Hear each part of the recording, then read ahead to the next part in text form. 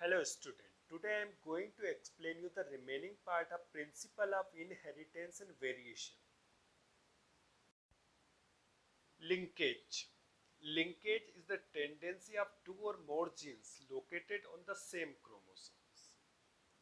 Generally आपको पता है कि क्रोमोसोम्स के ऊपर सिचुएटेड होते हैं जीन्स, ऐसे जीन्स जो एक ही क्रोमोसोम से पास पास सिचुएटेड होते हैं, एकदम क्लोजली होते हैं, तो उनके अंदर टेंडेंसी होती है कि वो दोनों जीन्स एक साथ एक जनरेशन से दूसरी जनरेशन में जाने की उनके अंदर टेंडेंसी होती है, और वो जब एक जनरेशन से दूसरी जनरेशन में साथ साथ जाते हैं तो इस प्रोसेस को लिंकेज कहते हैं। तो लिंकेज के लिए दो थ्योरी दी गई थी। पहली जो थ्योरी थी कपलिंग एंड रिपल्शन थ्योरी, इस थ्योरी को W Bateson and RC. Punnett ने दी थी। उन्होंने पी प्लांट की दो वैरायटी ली थी। पहली वैरायटी थी प्लांट विद ब्लू फ्लावर, ऐसे प्लांट जिसके अंदर फ्लावर का कलर कैसा था, ब्लू था, जिसको डिनोट किया है किससे, कैपिटल बी से, और जो पोलन ग्रेन थे वो कैसे थे, लॉन्ग थे, जिसको डिनोट किया है कैपिटल एल से। अब दूसरी जो स्पीशीज ली, plant with the red flower, denote किया है स्मॉल बी से, and plant with the round pollen, इन प्लांट के अंदर जो पोलेंस थे वो कैसे थे, राउंड थे, इसको डिनोट किया स्मॉल एल से, मतलब B L capital and small B L.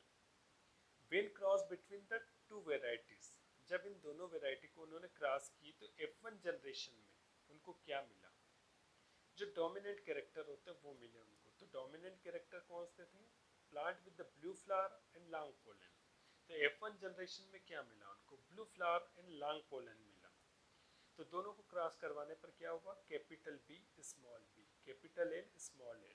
तो जो स्मॉल लेटर है वो रेसेसिव कैरेक्टर है, और कैपिटल जो लेटर है वो क्या है, डोमिनेंट कैरेक्टर। तो डोमिनेंट कैरेक्टर F1 जनरेशन में दिखे, तो यहाँ पर जो F1 जनरेशन बनी वो hybrid plant with the blue flower and long pollen बनी। When F1 hybrid were test cross, जब F1 हाइब्रिड था इनका टेस्ट क्रॉस करवाया। टेस्ट क्रॉस क्या होता है कि F1 जनरेशन में केवल एक कैरेक्टर दिख रहा है, वो डोमिनेंट है, रेसेसिव नहीं दिख रहा है। तो F1 जनरेशन का क्रॉस आप रेसेसिव जनरेशन से करवाते हैं तो उसको टेस्ट क्रॉस कहते हैं, विथ डबल रेसेसिव। अब यहाँ रेसेसिव तो लिया लेकिन डबल रेसेसिव लिया उन्होंने, तो डबल रेसेसिव के अंदर रेड एंड राउंड लिया, जो कौन सी कंडीशन में, होमोजाइगस कंडीशन में। They fail to produce the expected, जब उनने उसके साथ करवाया, जैसे F1 जनरेशन का क्रॉस उन्हें डबल रेसेसिव के साथ करवाया, ठीक है, डबल रेसेसिव का मतलब होता है रेड एंड राउंड वाला। तो उनको क्या था कि जो F2 जनरेशन मिलेगी उसका रेशियो क्या होगा, 1:1:1:1 होगा, लेकिन वो फेल हो गया, रेशियो ये नहीं मिला। तो वो ये चाहते थे कि जो F2 जनरेशन है उसमें जितने भी टाइप के जो F2 जनरेशन बने तो उसमें जो 4 टाइप के जो प्लांट बनेंगे, जो प्रत्येक बनेंगे वो 25% के बनने चाहिए, मतलब 1:1, 1:1 एंड 1:1 बनना चाहिए, लेकिन वो फेल हो गए। लेकिन जो F2 जनरेशन बनी उसका जो रेशियो बना है वो कैसा बना, 7:1:1:7 बना। You can see in this diagram cross between blue flower long pollen and red flower round pollen। तो जो ब्लू फ्लावर थे वो लॉन्ग पोलन थे, इसको डिनोट किससे किया है, capital B B capital L L. जो रेड फ्लावर थे और राउंड पोलन थे, इसको किससे डिनोट किया, small B B small L L. इसके द्वारा जो गैमेट बने वो कैसे गैमेट बने, कैपिटल बी कैपिटल एल। इसके द्वारा जो गैमेट बने वो स्मॉल बी स्मॉल एल। जब इन दोनों का क्या हुआ, क्रॉस बना, तो F1 जो जनरेशन बनी वो कैसे बनी, capital B small B capital L small L. मतलब कैपिटल वाले जो लेटर है वो डोमिनेंट कैरेक्टर को शो कर रहे हैं और स्मॉल वाले लेटर किसको कर रहे हैं, रेसेसिव को। तो जो F1 जनरेशन बनी वो कैसी बनी, blue flower and long pollen, जो कि हाइब्रिड होती है। अब यहाँ केवल कैरेक्टर दिख रहा है कौन सा, ये वाला कैरेक्टर यहाँ विजिबल हो रहा है, लेकिन ये कैरेक्टर यहाँ विजिबल नहीं हो रहा है F1 जनरेशन में। तो जो F1 जनरेशन बनी इसका क्रॉस उन्होंने किससे करवा दिया, रेसेसिव वाले से करवा दिया इन्होंने इसका क्रॉस। तो जो रेसेसिव लिए वो भी डबल लिए इन्होंने, रेड फ्लावर और राउंड पोलन वाले। तो जब इन दोनों का क्रॉस हुआ, अभी जब इन दोनों को क्रॉस करवाया तो उन्होंने क्या सोचा था कि क्या रेशियो बनेगा, 1:1:1:1 रेशियो बनेगा। मतलब 4 टाइप के क्या बनेंगे, प्लांट बनेंगे। तो 25% ये बन जाएंगे, 25 ये बन जाएंगे, 25% ये बन जाएंगे, जो 4 वेराइटी अलग अलग बनेगी। लेकिन बना क्या, बना ये 7:1:1:7 बना। तो ये रेशियो वो फेल हो गए इस चीज में।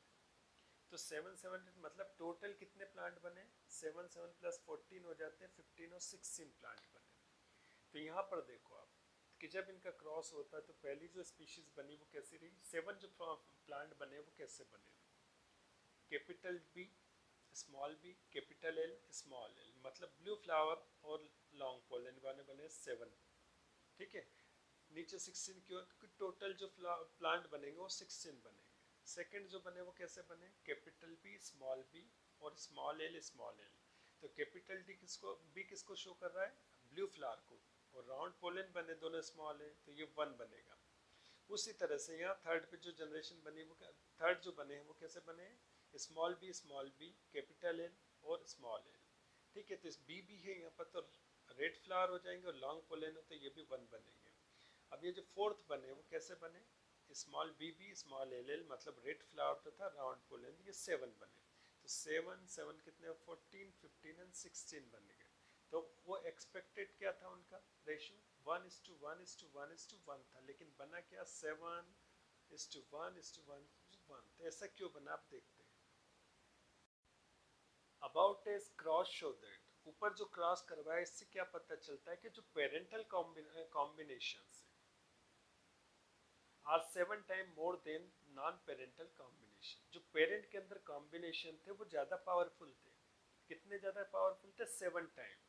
वो जो नॉन पेरेंटल कॉम्बिनेशन जो पेरेंट में नहीं थे वो कम पावरफुल थे। तो जो ज्यादा पावरफुल होता है वो अपना इफेक्ट शो करता है। तो यहाँ पावरफुल कौन से कैरेक्टर थे, कॉम्बिनेशन थे, वो जो 7 आपको दिखाई दे रहे हैं उसके अंदर 7 जो प्लांट बने वो ज्यादा पावरफुल थे जो पेरेंट में थे। एज इट इज किस में आ गया, ऑफ स्प्रिंग्स में आए। और जो 1 आए वो नॉन पेरेंटल कॉम्बिनेशन थे जो कि कम बने। तो जो पेरेंट के अंदर कॉम्बिनेशन होते हैं as it is offsprings में आ जाते हैं, ठीक है। The tendency of two dominant और two recessive allele coming from the same parent to enter in the same gametes and inherited together is called genetic coupling, ठीक है। अगर सेम पेरेंट के अंदर क्या है, 2 डोमिनेंट और 2 रेसेसिव एलील्स हैं, तो वो क्या होते हैं, सेम गेमेट्स के भी अंदर आते हैं।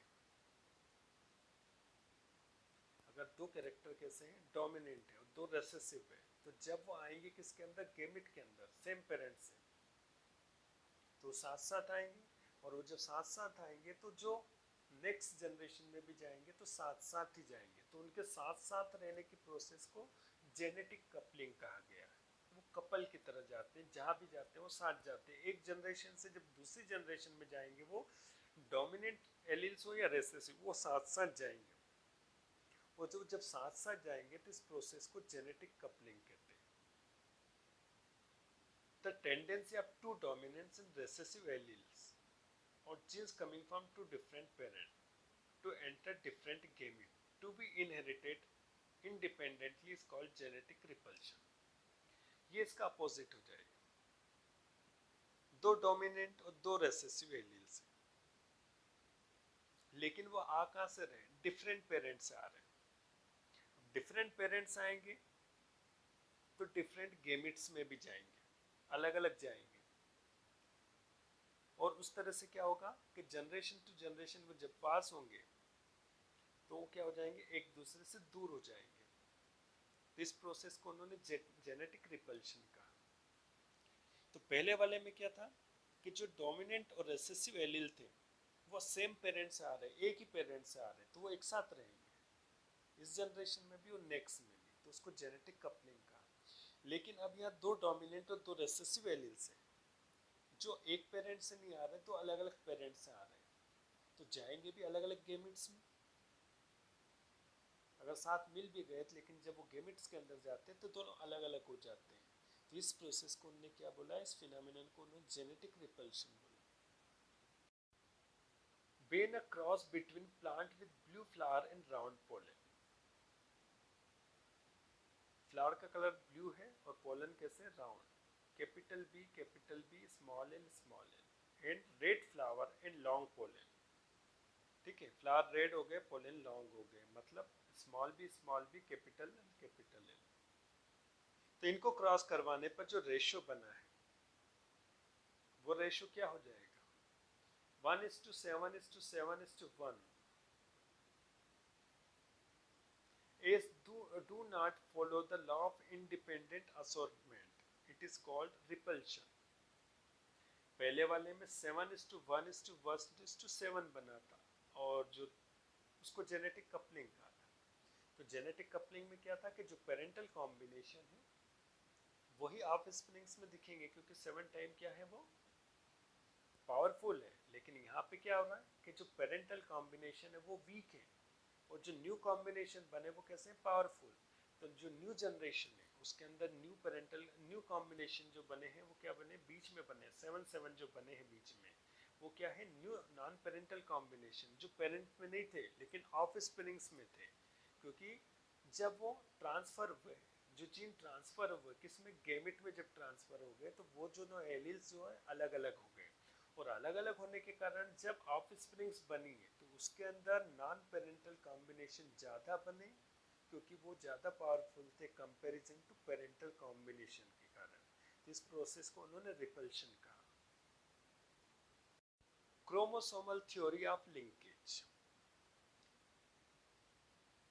तो इस थ्योरी की जो मेन थीम थी, उन्होंने एक्सपेरिमेंट किया था ड्रोसोफिला मेलेनोगेस्टर जो कि फ्रूट फ्लाई होती है, और एक्सपेरिमेंट किया था सटन तथा मॉर्गन ने 1910 में किया था। उसके बाद उन्होंने इस थ्योरी को प्रपोज किया था। तो उसके कुछ स्पेसिफिक कैरेक्टर्स हैं। उन्होंने बताया था कि जीन्स लोकेटेड होते हैं सेम क्रोमोसोम्स के ऊपर, एक ही क्रोमोसोम्स के ऊपर जो जीन्स लोकेटेड होते हैं जो पास पास में होते हैं उनको लिंक जीन कहा जाता है। Genes are linearly arrange on chromosome, जो क्रोमोसोम्स होते हैं उसके बाद एक के बाद लाइन से क्या अरेंज होते हैं, जीन्स होते हैं लिनियरी fashions. linked gene tend to remain together and inherit in block from generation to generation। दो जो जीन्स एक दूसरे के बहुत क्लोजली पास है उनके अंदर टेंडेंसी होती है कि वो दोनों जीन्स एक जनरेशन से दूसरी जनरेशन में भी साथ जाते हैं। It result into inheritance of combination of character from parent to offspring. जब वो दोनों जीन्स साथ में जाएंगे तो वो कैरेक्टर पेरेंट में जैसे होंगे वैसे के वैसे ऑफस्प्रिंग्स में जाएंगे। Crossing over between the homologous chromosome. Homologous chromosome जब क्रॉसिंग ओवर की प्रोसेस होती है तो उस समय ये जो जीन्स के कॉम्बिनेशन है इनके ब्रेक होने की प्रोसेस होती है, ये ब्रेक होने की पॉसिबिलिटी बन जाती है। तो उस कंडीशन में ये दोनों लिंक जीन एक दूसरे से क्या हो सकते हैं, सेपरेट हो सकते हैं। The linkage force between two link genes on a chromosome depend on distance between them. अगर क्रोमोसोम्स के ऊपर दो जीन्स हैं उनके बीच का डिस्टेंस ज़्यादा है, और डिस्टेंस ज़्यादा है तो क्रॉसिंग ओवर में उनके अलग अलग होने की पॉसिबिलिटी ज़्यादा होती है।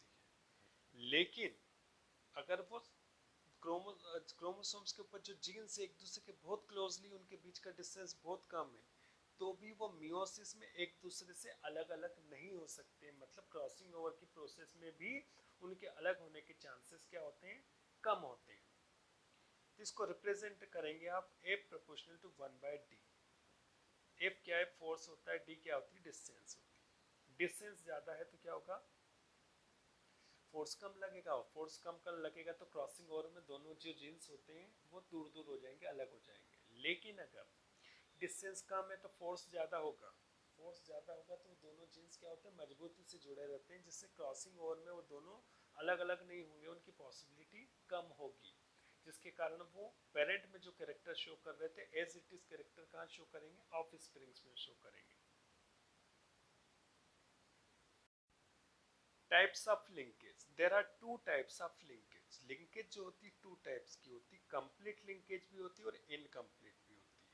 कंप्लीट लिंकेज जो है वो किसमें अपन ड्रोसोफिला या फ्रूट फ्लाई में देखेंगे। In complete linkage genes of two or more character are inherited together of this character appear together in two or more generation।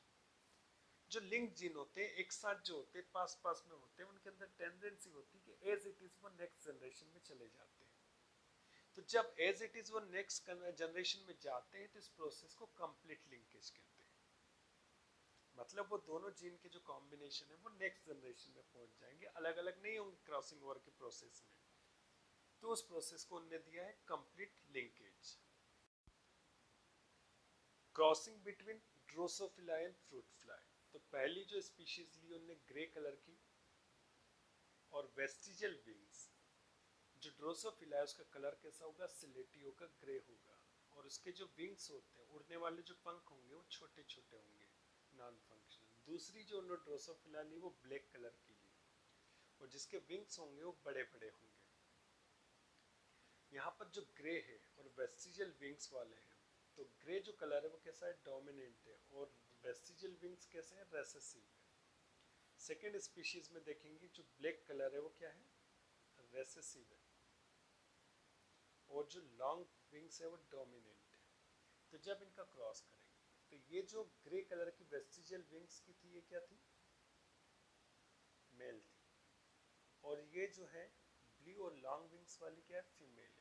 जब इनका क्रॉस करा तो क्या हुआ कि डोमिनेंट कैरेक्टर विजिबल हुए F1 जनरेशन में। तो यहाँ डोमिनेंट कैरेक्टर ग्रे कलर था और यहाँ डोमिनेंट कलर क्या था, लॉन्ग विंग्स। तो F1 जो जनरेशन बनी वो कैसी बनी, F1 हाइब्रिड जो बनी वो ग्रे कलर तथा लॉन्ग विंग वाली बनी।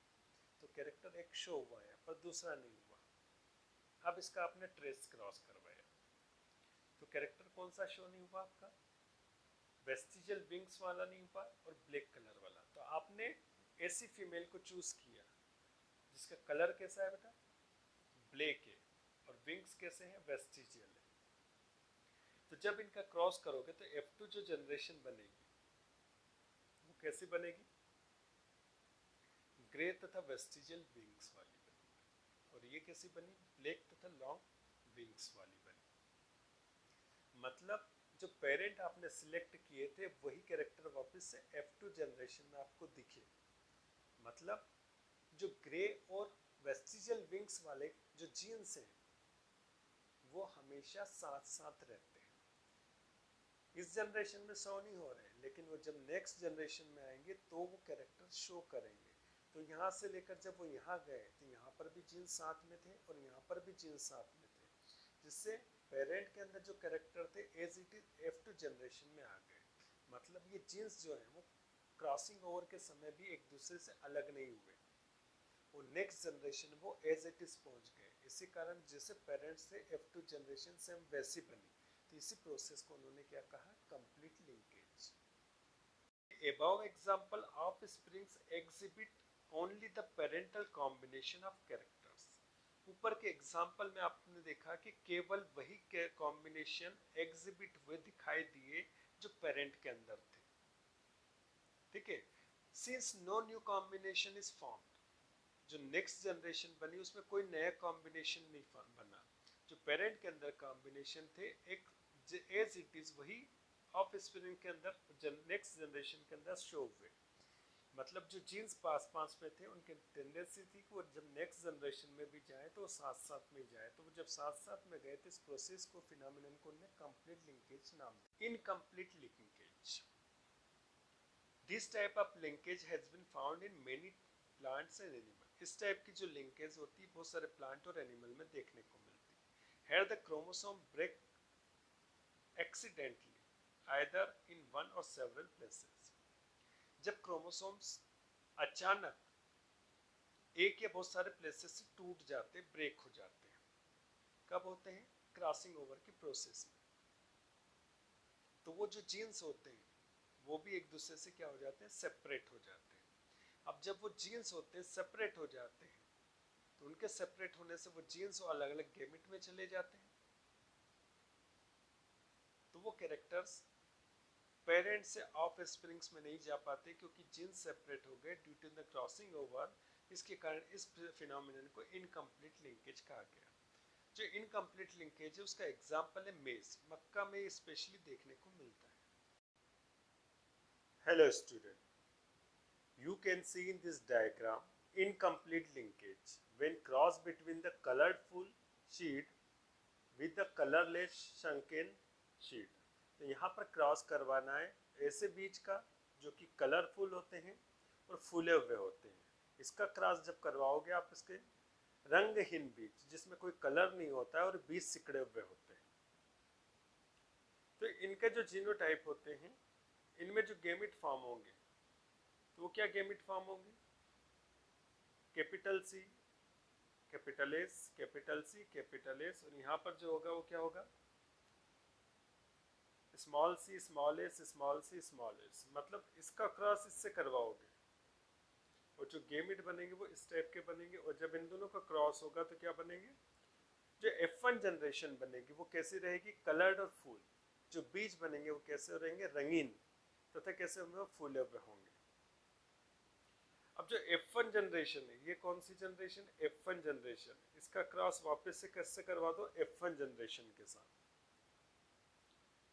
तो आपको कितने शीट मिलेंगे, 4 टाइप के शीट मिलेंगे, 1 2 3 एंड 4। अब जो F2 जनरेशन, ये कौन सी जनरेशन है, F2 जनरेशन। अगर इस F2 जनरेशन का क्रॉस आप किससे करवाओगे, कलरलेस, ऐसे शीट जिनमें कोई कलर नहीं होता और श्रंकन मतलब सिकड़े हुए हैं। तो इनका जब क्रॉस करवाओगे तो इससे जो गैमेट बनेगा वो कैसा रहेगा, ये वाला गैमेट रहेगा। अब ये जो 4 गैमेट बने हैं और ये एक गैमेट बना है, तो इन चारों गैमेट का इस गैमेट के साथ क्रॉस करवाना है। पहला जब क्रॉस करवाओगे इस गैमेट के साथ तो क्या बनेंगे, आपके शीट जो होंगे वो कैसे रहेंगे, कलर्ड और फूल। दूसरे जो गैमेट से इसका क्रॉस करवाओगे इसके साथ तो क्या बनेंगे, कलरलेस और श्रंकन। तीसरे वाले का क्रॉस करवाओगे इसके साथ तो कैसे बनेंगे, कलर्ड बनेंगे, साथ में कैसे होंगे, श्रंकन होंगे। और चौथे वाले का इसके साथ क्रॉस करवाओगे आप तो कैसे रहेंगे, कलरलेस और फूल रहेंगे। तो जो परसेंटेज रहेगा वो क्या रहेगा, यहाँ पर 96% जो बने, 96.4 बने वो कैसे रहेंगे, कलर फूल तथा कलरलेस श्रंकन, जो ज्यादा क्वांटिटी में बने हैं वो। ठीक है, तो ये जो कैरेक्टर हैं ये कौन से कैरेक्टर हैं, पैटर्नल कैरेक्टर है। तो वही कॉम्बिनेशन यहाँ आया, मतलब ज्यादा क्वांटिटी में जो बनते हैं वो पेरेंट के समान ही बनते हैं, और जो कम क्वांटिटी में बनते हैं वो कौन से बनते हैं, नए कॉम्बिनेशन बनते हैं। तो नए कॉम्बिनेशन में क्या था, कलरफुल और श्रंकन, ये नया कॉम्बिनेशन है, और कलरलेस और फुल ये नया कॉम्बिनेशन। जो नया कॉम्बिनेशन बना वो 3.6 बना है, और जो ज्यादा कॉम्बिनेशन बने, पेरेंटल कॉम्बिनेशन बने, वो ज्यादा बने। कहने का मतलब होता है कि जब रिप्रोडक्शन की प्रोसेस होती है और मियोसिस डिवीजन होता है, तो मियोसिस डिवीजन में जब क्रॉसिंग ओवर होता है तो जो लिंक्ड जीन है उनके अलग अलग होने की, आइसोलेट होने की पॉसिबिलिटी कम होती है, जिसके कारण न्यू कॉम्बिनेशन कम बनते हैं और पेरेंटल कॉम्बिनेशन ज्यादा बनते हैं। तो इस प्रोसेस को इनकम्प्लीट लिंकेज कहते हैं। जो टोटल शीट फॉर्म होते हैं इसमें कितने होते हैं, 8368। उसमें से 4032 बनेंगे कलर्ड और फुल, 4035 जो बनेंगे कलरलेस और श्रंकन, और जो 149 बनेंगे वो कलर्ड और श्रंकन, और 152 बनेंगे कलरलेस फुल। तो ये जो कॉम्बिनेशन है नीचे वाले कैसे कॉम्बिनेशन है, न्यू कॉम्बिनेशन, और ऊपर वाले जो दोनों कॉम्बिनेशन कौन से हैं, ओल्ड कॉम्बिनेशन। तो यहाँ ओल्ड कॉम्बिनेशन ज्यादा है, मतलब ये जो लिंक्ड जीन थे रिप्रोडक्शन की प्रोसेस क्रॉसिंग ओवर के समय भी अलग अलग नहीं हुए, जिसके कारण जो न्यू जनरेशन बनी उसके अंदर जो वो ओल्ड कॉम्बिनेशन ज्यादा दिखे और न्यू कॉम्बिनेशन कम दिखे। फिर भी कुछ न्यू कैरेक्टर फॉर्म हुए, जिससे ये पता चलता है कि जो जीन्स है वो पूरी तरह से, ये पूरे जीन्स एक दूसरे से सेपरेट नहीं होते हैं, कुछ जीन्स जो एक दूसरे से सेपरेट हो जाते हैं, जिसके कारण कुछ नए कैरेक्टर्स फॉर्म हो जाते हैं।